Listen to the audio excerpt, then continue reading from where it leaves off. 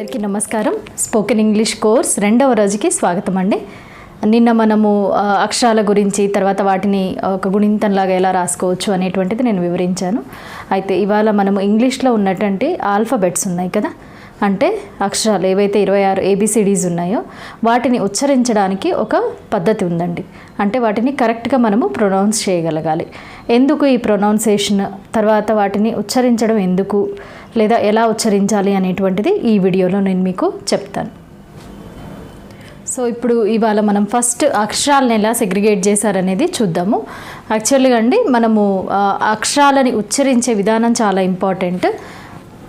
అక్షరాలని ఉచ్చరించే విధానాన్ని బట్టి మనకి ఉన్నటువంటి ఇంగ్లీష్ 26 అక్షరాలని 7 గ్రూపులుగా విభజించడం జరిగింది. అయితే నేను ఇక్కడ ఇవి వాటి సౌండ్ సింబల్ అండి. ఆ లెటర్ని ఎలా పలుకుతారు అనేది ఇంగ్లీష్ సింబల్. దానికి నేను తెలుగులో కూడా రాశాను, ప్రతిదానికి తెలుగు రాశాను. సో మీరు ఈ ఫస్ట్ది మీ అవగాహన కోసం మాత్రమే మీరు ఈ పలికే విధానాన్ని ఉచ్చరించండి. ఓకే, సో ఇప్పుడు ఎందుకు పలకాలి అనేటువంటిది నేను ఫస్ట్ ఇది చెప్పాక చెప్తాను. చూడండి, పలికే విధానాన్ని బట్టి 7 గ్రూపులుగా విభజించారని చెప్పాను కదా. ఫస్ట్ గ్రూప్ వచ్చేసి మనకి ఏ. పలికే విధానం అబ్జర్వ్ చేయండి, ఏ. ఓకే, సో ఏ గ్రూప్లో ఉన్నటువంటి అక్షరాలు వచ్చేసి ఏ. చూడండి, చాలామంది ఏ ఆల్ఫబెట్ని ఏ అంటారు. ఏ కాదండి, అది ఏ. ఓకే, కరెక్ట్ ప్రొనౌన్సియేషన్ అది. నెక్స్ట్ హెచ్,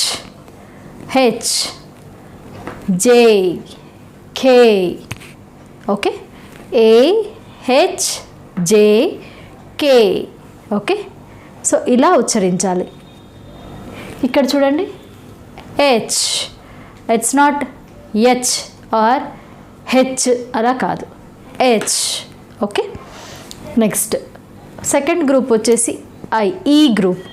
ఈ దీంట్లో చూడండి, B, C, D, E, G, P, T, V.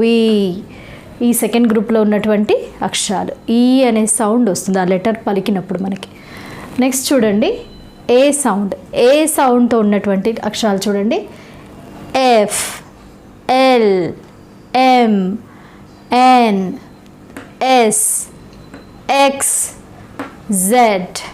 కానీ మనం ఎలా పలుకుతాము అంటే ఎఫ్ అంటాం. యా, ఫా కాదు, F.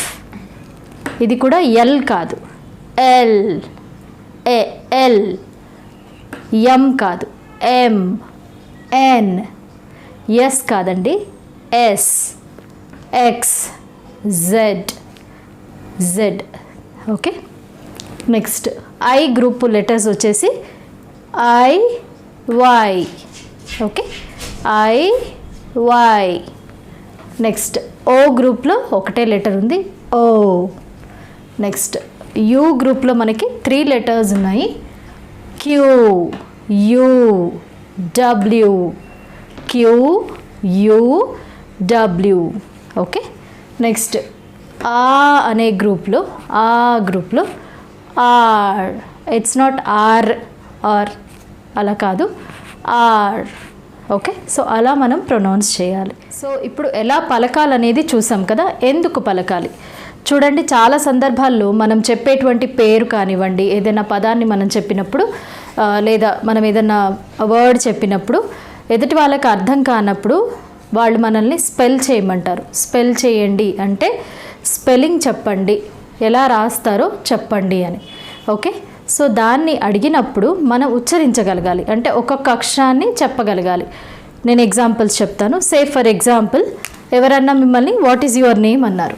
Okay, what is your name. Now what is your name అని ఎవరన్నా అడిగినప్పుడు, సే ఫర్ ఎగ్జాంపుల్ నా పేరు మీనా అన్నాను అనుకోండి.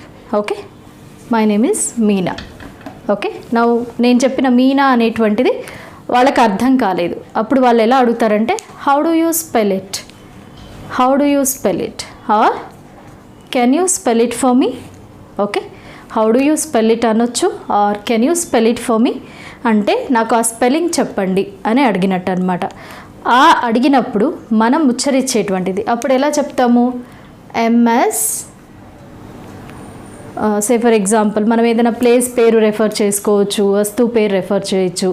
సే ఫర్ ఎగ్జాంపుల్ నేను చెప్తాను చూడండి. ఎమ్ యాజ్ అన్ మ్యాంగో, ఓకే. ఈ యాజ్ అన్ ఎలిఫెంట్, ఈ యాజ్ అన్ ఎలిఫెంట్.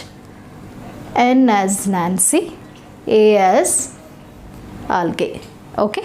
అంటే ఒక్కొక్క అక్షరాన్ని ఆ అక్షరంతో వచ్చేటువంటి లేదా అక్షరంతో మొదలయ్యే పదాన్ని ఏదైనా కావచ్చండి, అది పర్టికులర్గా ఇది అని కాదు. సో దాన్ని మనము చెప్పి ఆ లెటర్ చెప్పినప్పుడు వాళ్ళకి ఆ లెటర్ క్లియర్గా అర్థమవుతుంది. సో మరి ఇప్పుడు మనం పలికేటప్పుడు ఇక్కడ ఎమ్ అనకూడదు, ఎమ్ యాజ్ అన్ మ్యాంగో, ఈ యాజ్ అన్ ఎలిఫెంట్, ఈ as an elephant, N as an Nancy, A as an algae, okay. So ఇలా మనము పలకాలి. సో ఇలాంటి ఉచ్చారణ అనేటువంటిది మనము మామూలుగా చెప్పినప్పుడు కొంతమందికి బాగానే అర్థమవుతుంది. ఇంకా కొంచెం హైఫైగా ఉన్న వాళ్ళకి లేదా ఫారినర్స్కి మీరు ఎప్పుడైనా చెప్పాల్సిన అవసరం రావచ్చు. అలాంటప్పుడు ఉచ్చారణ అనేటువంటిది చాలా ఇంపార్టెంట్. మనం పలికే ఆల్ఫాబెట్స్ ఉచ్చారణ, ప్రొనౌన్సియేషన్ కరెక్ట్గా ఉండాలన్నమాట. సో దీనికి ఉపయోగపడుతుంది. సో మనము ఈ ఏదైతే ఇంగ్లీష్ కోర్స్ నేర్చుకుంటున్నామో, నేను మీకు నిన్న చెప్పాను కదా బేసిక్ నుంచి మీకు నేర్పిస్తాను అని. సో ఈ ఉచ్చారణ అనేటువంటిది కూడా చాలా ఇంపార్టెంట్ స్టెప్ అనమాట.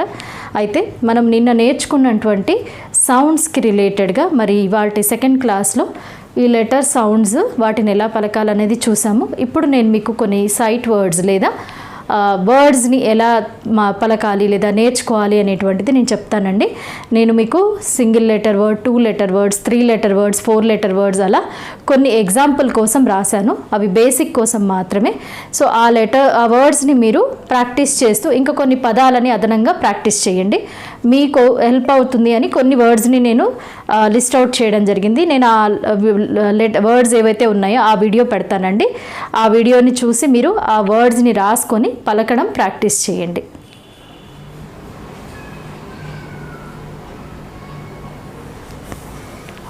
సో ఇవండి సైట్ వర్డ్స్.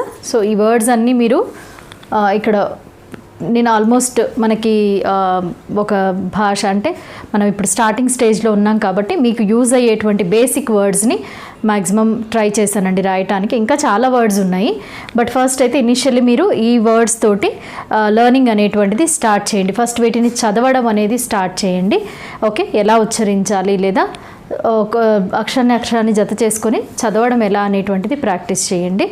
నేను జస్ట్ మీకు అర్థం అవ్వడం కోసం కొంచెం ఫాస్ట్గా నేను వర్డ్స్ అన్నీ చదువుతాను చూడండి. I, am, an, as, at, be, by, do, go, he, if, in, is, it, me, my, నా, no, of, on, or, so, to, up, us, we, and, are, all, ask, but, add, can, ken, did, end, for, far, few, how, his, her, has, had, him, let, lot, now, put, to, the, was, why, who, you, yes, yet, also, done, does, else, goes, gone, hence, more, many, much, such, since, this, these, that, those, thus, then, than, okay.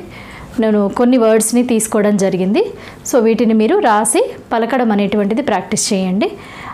మరి ఈ words రాని వాళ్ళు కూడా ఉంటారా అంటే maybe కొంతమందికి problem అవుతుండొచ్చు. So అందుకని వాళ్ళకి హెల్ప్ అవుతుందని నేను ఈ వర్డ్స్ రాయడం జరిగిందండి. సో వచ్చిన వాళ్ళు well and good, you just see it and encourage. రాని వాళ్ళు మాత్రం డెఫినెట్గా ప్రాక్టీస్ చేయండి. సో ఇది మన 2వ రోజు క్లాస్ అండి. దీన్ని మీరు రెగ్యులర్గా ఫాలో అవ్వండి. సో రేపు నేను మీకు కొత్త టాపిక్ తోటి 3వ రోజు క్లాస్లో నేను మీ ముందుంటాను. ఈ వీడియో నచ్చిందనే అనుకుంటున్నానండి. నచ్చినట్లయితే కనుక లైక్ చేసి షేర్ చేయండి. మరిన్ని వీడియో అప్డేట్స్ కోసము విజయలక్ష్మి ట్యుటోరియల్ అనేటువంటి నా ఛానల్ని సబ్స్క్రైబ్ చేసుకోండి.